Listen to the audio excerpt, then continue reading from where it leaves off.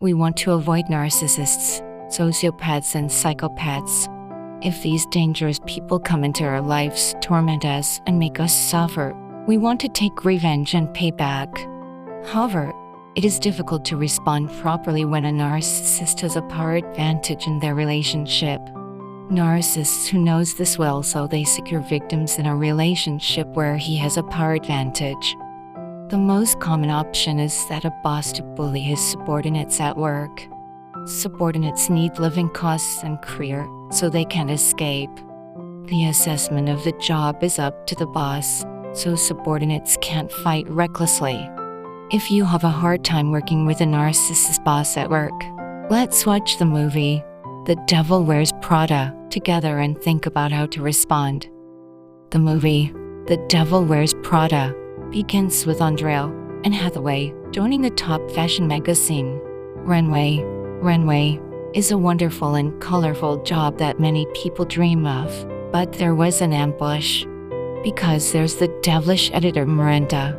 It's a pleasure to imagine that I am Miranda, who has the power to dominate the fashion world and works beautifully. But what if I should work for Miranda?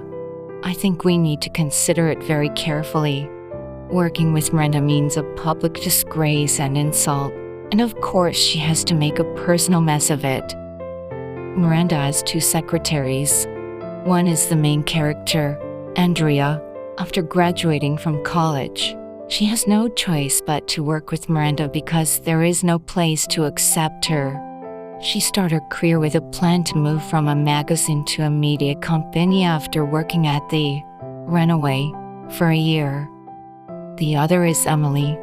Unlike Andrea, who works at Runway, where she briefly passes for a job as a journalist, Emily has a passion for fashion.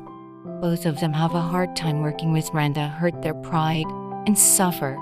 However, they compare the stress and career opportunities they receive from their boss and make different choices. Andrea grew up on the runway, showing her work performance and starting to be recognized by her boss, Miranda.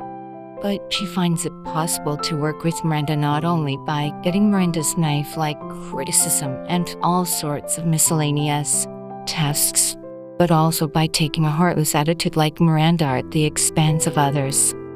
Miranda says to Andrea, who feels conflicted, "Don't be such a fool. Everyone wants to be like us. If you want to live like this, you have to make those tough choices." Andrea refused to be exploited by Miranda and to become like Miranda. Then, Andrea interviews the New York Mirror to become a journalist, which was her original dream. Andrea compared her career to Miranda's stress from working and chose to escape from stress and internal conflict. On the other hand, for Emily, Runway is a good job to die at work. She's desperate for this job. Emily says this to herself when she's too stressed to hold out. "I love my job. I love my job. I love my job." And Emily picks up her nerve and chooses to coexist with her boss. We can also compare the stress and career and the size of the two and choose whether to stay or leave the relationship with the boss. If you have to keep working to build a certain period of career, you should focus on building your career and skills. Also, if it's hard to quit right away, it's a good idea to have a meeting with an executive or a team who can help you. You can also consider moving departments. Even if you don't necessarily report bullying, a narcissist can watch out for action if you know that you are communicating with someone without being isolated and can ask for immediate help. You should keep the email and messenger conversations you exchanged with your boss, talk in the group, and talk as much as possible where people can see. If your boss gossip about someone, it is highly likely that he gossiped about you and made a difference.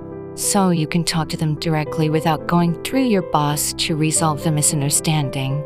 No matter how you try, working with a narcissist boss is abusive.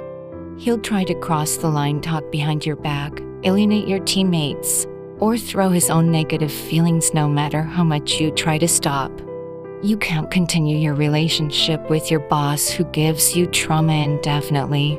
So you have to find a way to get out of it someday. And it's also necessary to set your own limits on how long you're going to endure.